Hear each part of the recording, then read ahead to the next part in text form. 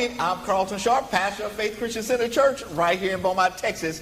And we're here on what's happening in our neighborhood. And today my special guests are Miss Mary Citizen and Miss Karen Morris. Welcome, ladies. Thank you. Hey, well, listen, tell us a little bit about yourselves. Okay, well, you know me already. I know you already. Right here from Beaumont, Texas, born and raised. We came out today just to talk about financial services with you, providing for our communities. When I moved away, and I'm in Houston, my heart is to come back to Beaumont and educate. That's right. Educate our people to a point where they can be comfortable and live a great life. Wonderful. So, Karen, where are you from? I'm from New Orleans, Louisiana. NOLA. From the Big Easy. The Big Easy, yeah. So how did you come this way?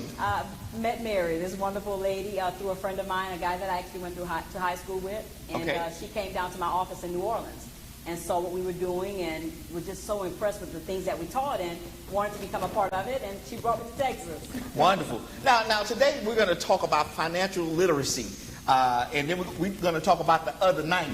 Because watch this now, because they should be giving 10% to the church. Yeah. Get their time. So we're going to talk about the other 90. We're going to talk about budgeting. We're going to talk about how to pay yourself first in debt management and life insurance. Yeah. Okay? Yeah. So now tell us, have you noticed that in our community that people are not prepared on the long term for life? Very much. I have noticed that. I have my own tax business, and I noticed that when they come to me, and it's crazy, and I'm not speaking or talking ill will, but they will have a $2,500 purse and don't have $500 in their savings account. Wow. And for me, I had the wow factor, and so I started talking to them about financial services, and this is the avenue we need to go down, and I'm here to assist you. You know, I'm reasonable. Yeah. I'm not here to make the money all, just for myself. I want everybody. If I prosper, everybody. And that's the good news about what you're doing here today. You're trying to make sure that people have the literacy, the understanding. Yes.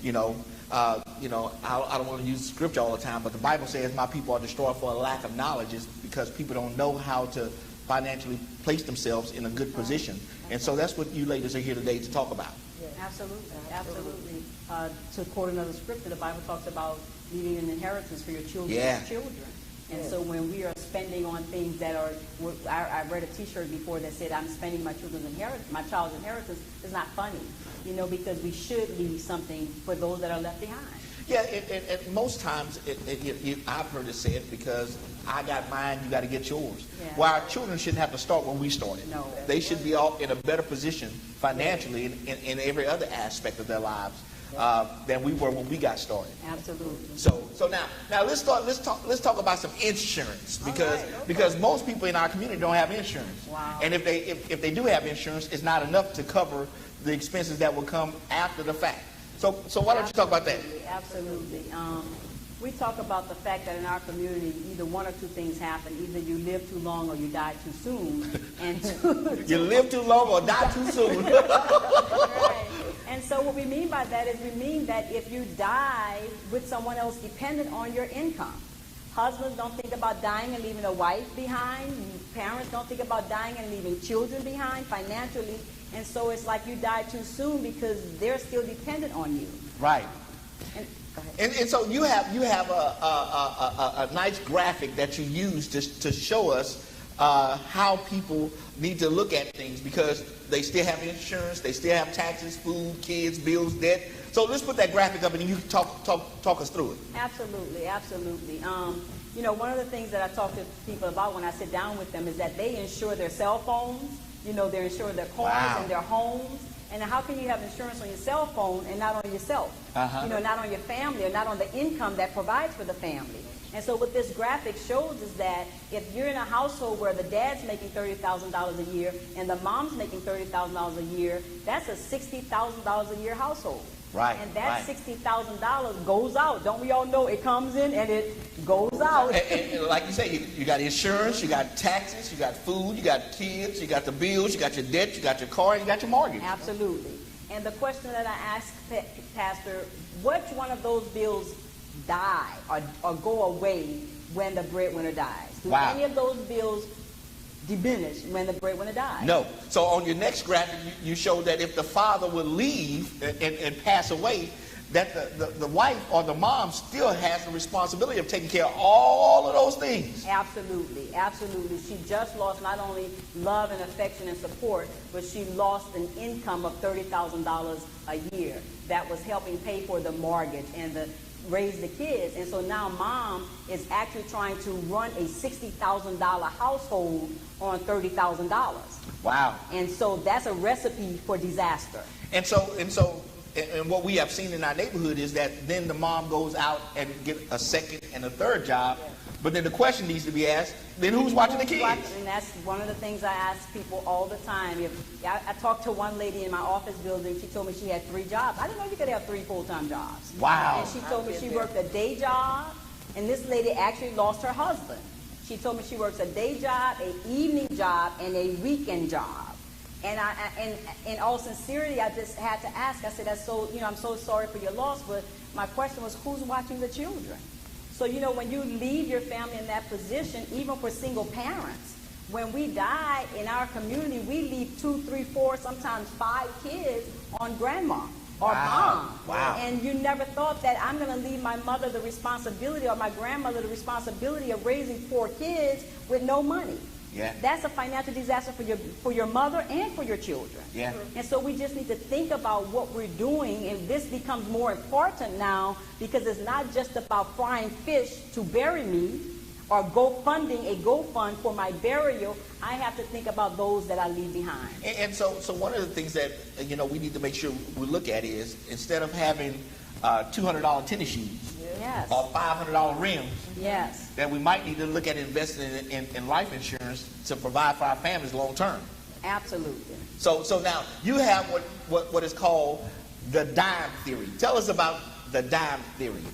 The dime theory is definitely something that was not taught in our community. Okay? What was taught in our community by people who knocked on our doors and sold our grandparents and our mother's insurance, where they sold burial policies, which was simply enough to bury me if I died. My mother, I have 15 brothers and sisters. Whoa! And What's so happening in New Orleans? So in my case, my mom could get in the casket with my dad and he died because she couldn't raise 16 kids without my father's income. But of course, nobody taught her about the dime theory, okay? Okay. And so what the dime theory says is that if you die prematurely, your debt doesn't, can we go back to the graphic? Yeah, we go back. Your debt doesn't die with you. So your debt needs to be taken care of, because if you have a 401k or you own a home, your debt is going to be paid before your family gets their inheritance. Wow. Okay, so most people don't know that. Of course, the smallest part of life insurance, which we as a people have been taught was the only part of life insurance, was burial. You do have to be buried, but you don't need to put $50,000 in the ground, right? Wow. A reasonable burial. Okay? Right. But the most important part of the dime theory is income replacement. And there's absolutely no one that I've sat down with in 25 years that told me somebody talked to them about income replacement. So in the event, if you look at the graphic, if a person only makes $1,000 a month, that's $12,000 a year. They would need $120,000 worth of life insurance to replace that $12,000 a year coming into the house. Wow. And I sit down, Pastor, with folks making $5,000 a month and $7,000 a month and have no life insurance or very little life insurance. Okay? And so then we also say that the largest expense that the average family has is either their rent or their mortgage. And so you don't want to leave your wife struggling with a mortgage by herself or your husband struggling with a mortgage by himself when both of the incomes were helping pay for that mortgage. Right. So we want to make sure that that mortgage is paid off so that family's home could be secured for the future. So how many people, even when our parents left us houses, the children lost the house because they could not afford the upkeep of the house or afford to pay the mortgage on the house.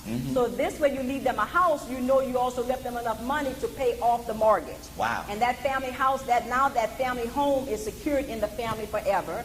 And the last one is an education fund for your kids. You know, I ask people all the time, if you died prematurely, would you still want your children to be able to go to college? Wow. Absolutely, I do. So you need to make sure that part of that money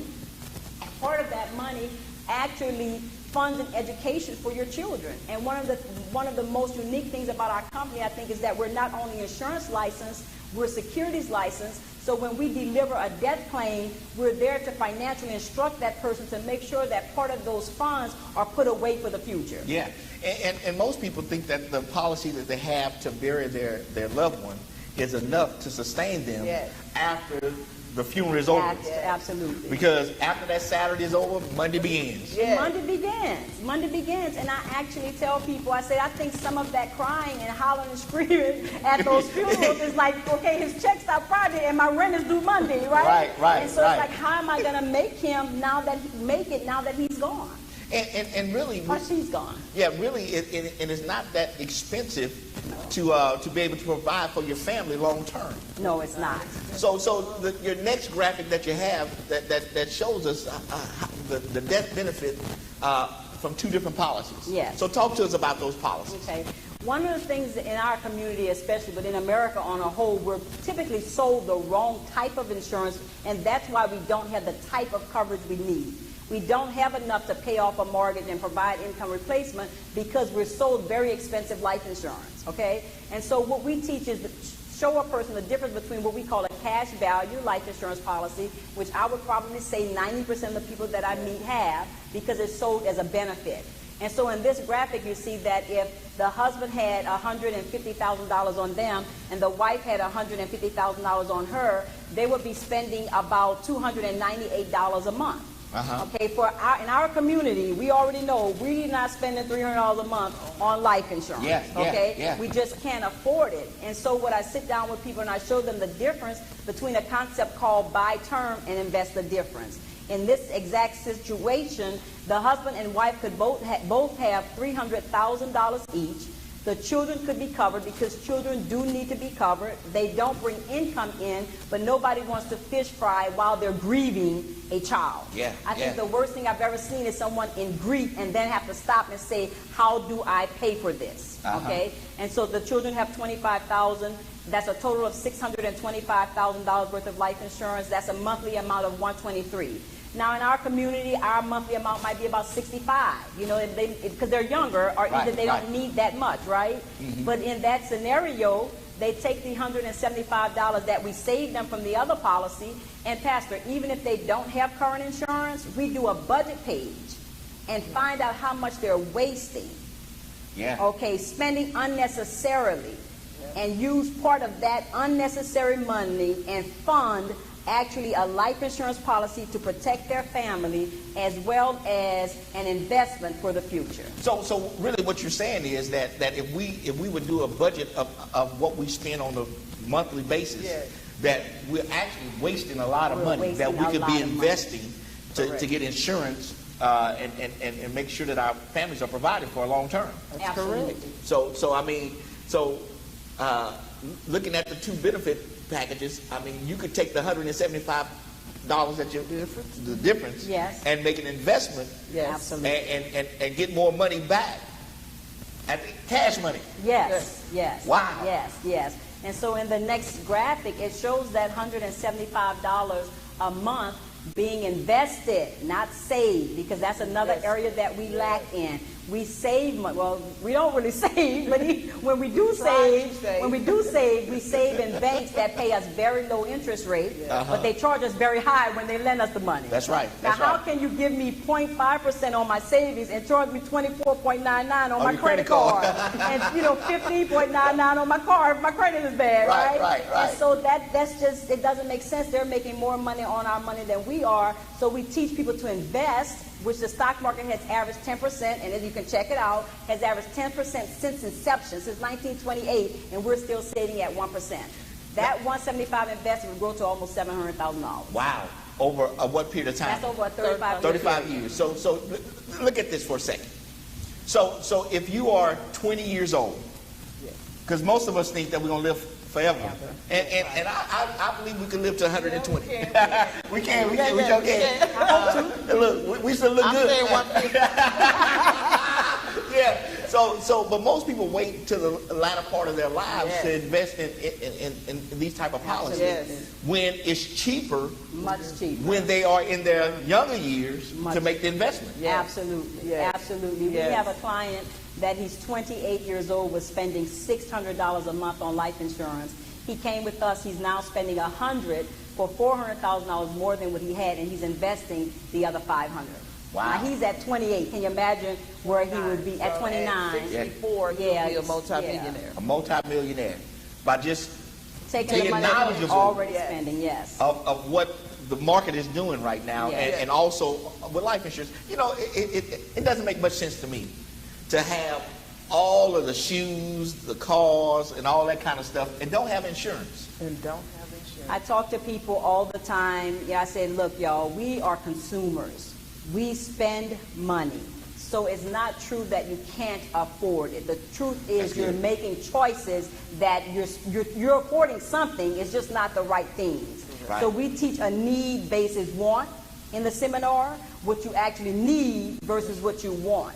Yes. You know, I talked to a young lady, she called me the other day, this was about a month ago, she said, oh, I'm struggling, my life insurance is going to have to go. And I'm very blunt with my people because I love my people. I don't sell this from the pocket, I sell this from the heart, right? I've delivered a $360,000 death claim to a 27-year-old widow.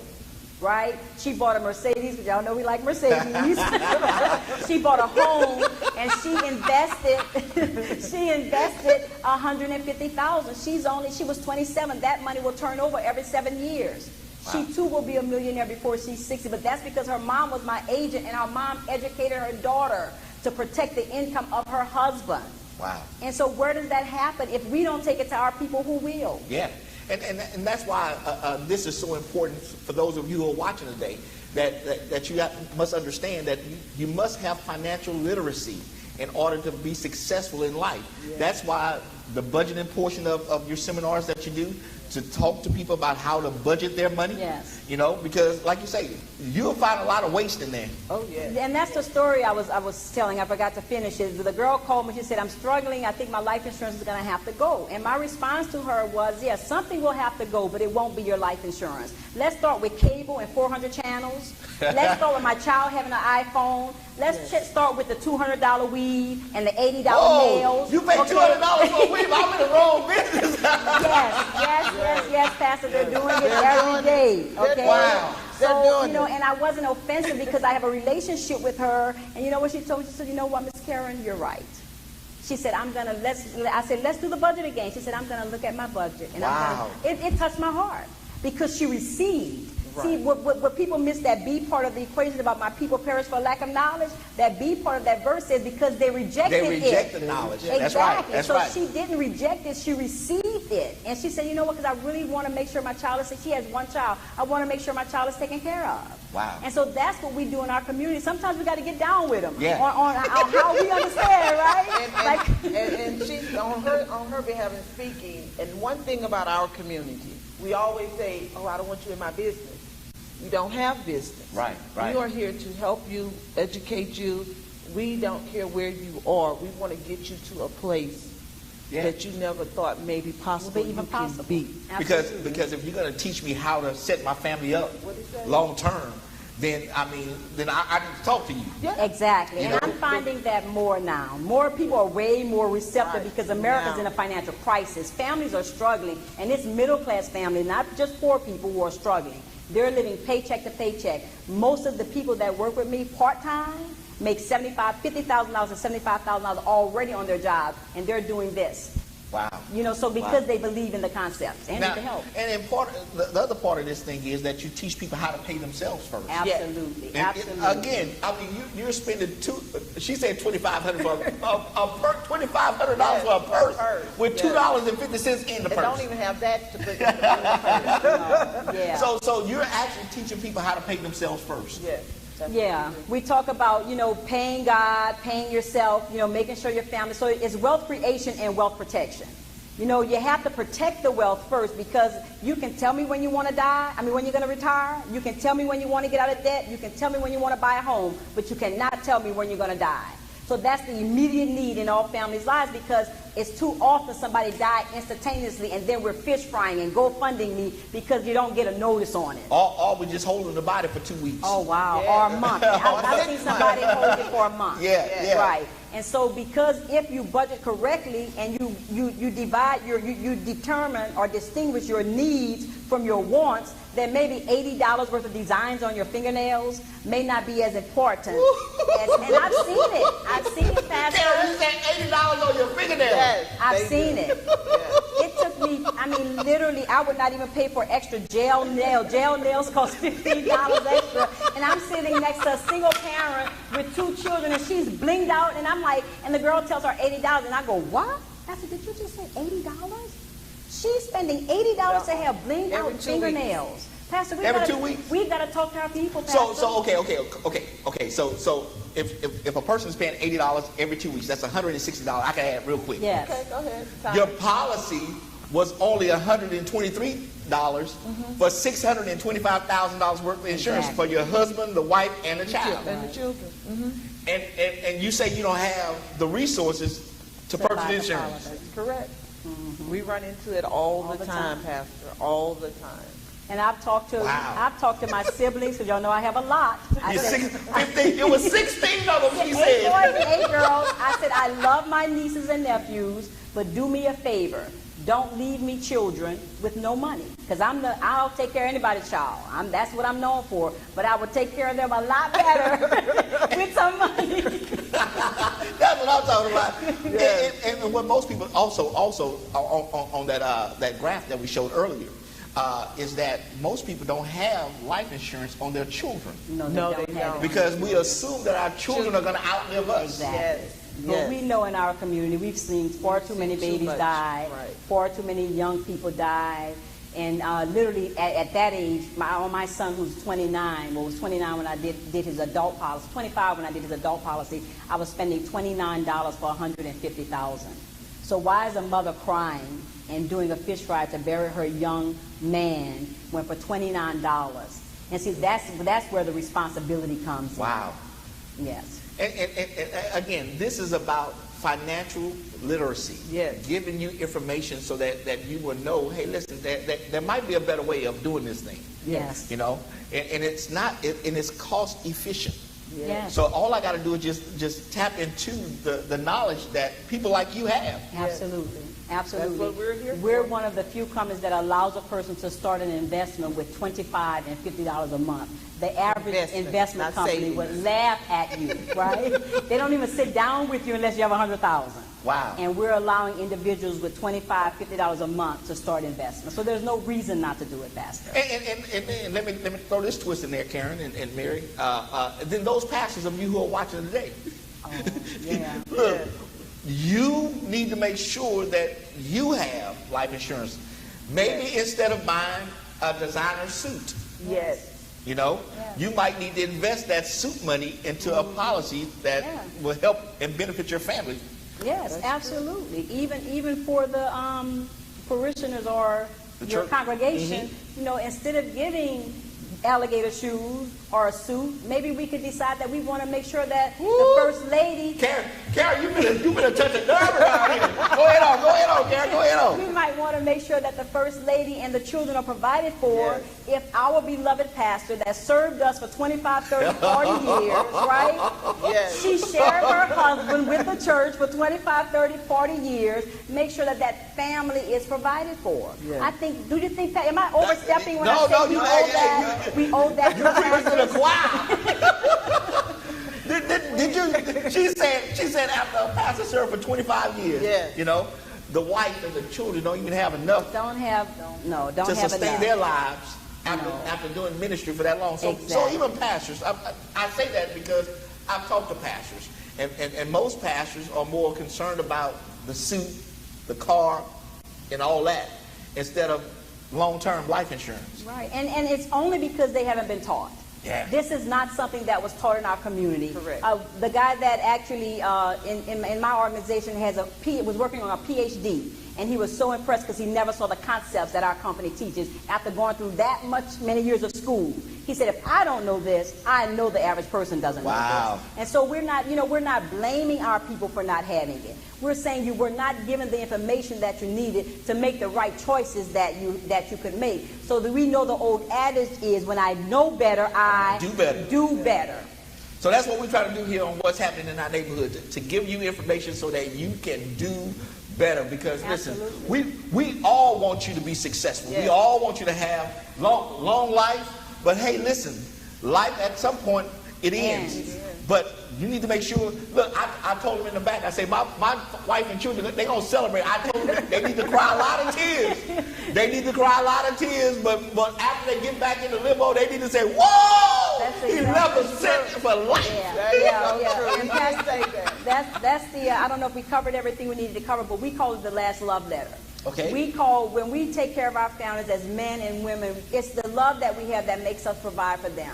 Well, that life insurance benefit is the last love letter you will ever write to your wife. Honey, I loved you when I was here, and I'll love you eternally. Ooh, that's and I'll good. make sure that you're provided for whether I'm dead or alive. And that woman, I mean, I hear it. I see it all the time. They're grieving. It doesn't make you happy when you get the money, but it sure makes you secure. And what more can you do for a family than to leave them in with the last love letter? So if you say you love me, then you need to leave me set. Is that what you said, Karen? If you love me, you better leave me set. Look, I have to tell this story. I did a seminar at a church, it was a marriage retreat, a marriage couples seminar. And so the woman was there and her husband couldn't make it. So when I got to the house, I'm talking to the husband about life insurance and the wife about life insurance. He's like, I don't think I need that much. So she turns around and goes, so you're saying you don't love me? Wow. Because she heard the last love letter story, right? But it really is the truth. If we love them, we provide for them.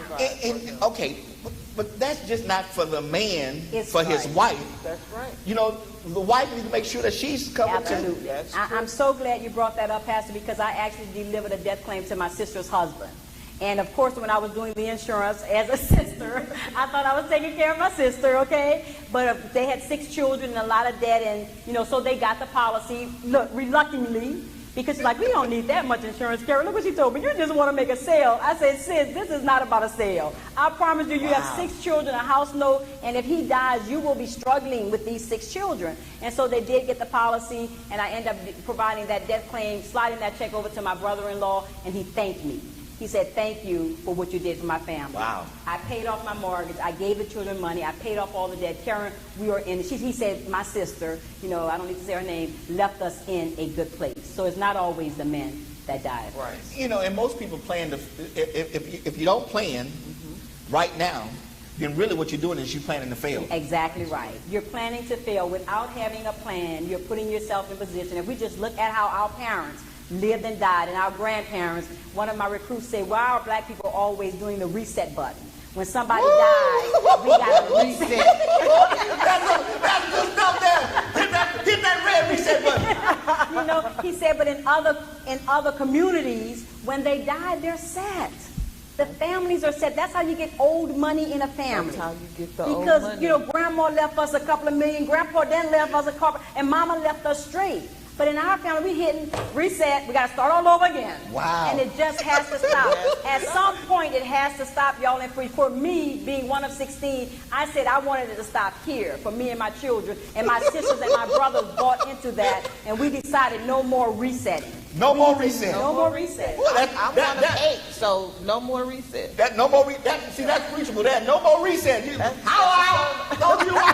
resets. I'm gonna get this thing right now. Yes. Woo! So you need to start planning right now. Yes. Absolutely. We do what you're looking at too. I want to just mention that we do a complimentary financial need analysis. That's good. Okay. And that financial need analysis gives you a budget page, so you can start budgeting your money and start giving the 10% that you should be giving. Just thought I'd just put that. Give your 10%. That's right. And your offering, your tithe, and your offering. Right? And if you budget more, you'll be able to do that. It also looks at where your debt is going, and we show people how to pay their debt off sooner, just with a debt stacking program.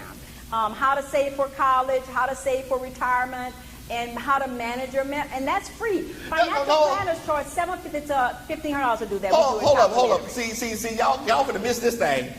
So normally it's about 750 to Exactly. 1,500. Exactly. And But we do it free. you do it absolutely. Free. Free and me do agree. Oh, so BISD taught you something. Hey, Of course. so it's absolutely free. It's absolutely free. And what I tell people, what goes on at the table stays at the table. That means it's also confidential. So nobody else can know your business. Exactly. No one else. Now, Mary, you said that earlier about people not wanting others to know their financial status. In our community, they do not want us to know their financial status. And it's sad because we cannot sit down at a table and find out their information and then leave that table and run and go tell you someone. can't. Not if you want to keep your license, we you have can't. we are licensed by the state. I need and keep my license. Okay, I want to keep my license. And it's And a so- simple. Excuse me. I'm sorry. Go ahead. It's a simple thing. We use a GPS to get where we want to get. Right. Right, The right. first thing the GPS asks, where's your location? Yeah. So in order for me to get you where you want to go, You need to know where I at. need to know where you are. So And we it's can just to help take you on that trip you want to go on for future use. Take me to the millionaire status. Absolutely. It would be awesome that to see our people in our community to rise to that. Okay. And it's free. My goodness, this is absolutely free, man. Look, this has been great today. So Mary and Karen, how if people who are watching today want to get in contact with you to find out more information, how can they get in contact with you? Okay, I can give you my name and my number. Number one, I'm on Facebook, Mary Citizen. And look, we're gonna In do my office, we're gonna, I have we're an gonna do office your, in Houston. We're gonna do your service. We're gonna put it right. See, it just popped up on the screen right there. We're gonna put it right there on the screen so that you can get in contact with both of them. absolutely. Thank you. Yeah. That way you don't have to remember all that stuff. So we put both of their information right there on the bottom of your screen. You see it right there. Okay. All you have to do is just get in contact with them, and they will help you get yourself set for the future. Yes. That's what's so good about this. It's you got to think long term. Absolutely. Yes. Is Mary's phone number on the screen? as well? Yeah. Both of your numbers are on the screen, great, so we'll have it there Thank you, for them thank you. to get in contact with both of you. And again, we want to thank them for coming today and talking to us about this financial literacy because it is so important. You know, listen, really, you should give your tithe and your offerings to your local church. Whatever local church you belong to, you ought to give your tithe and your offerings to them, and then work off the 90%. And once you start living off the 90%, they can show you how to budget, how to pay yourself first, how to eliminate your debt, take care of your mortgage, get insurance. Those things are vitally important for you to be successful and your family to be successful for the long term. Like they said, no more resetting. Let's not start where we started from the past. Let our children and our grandchildren and our great-grandchildren start at a greater level than what we started at. So again, I want to thank Mary and Karen for coming today to talk to us about this financial literacy. And I want to thank you for joining us today on What's Happening in Our Neighborhood. And we will see you next time on our broadcast. Thank you.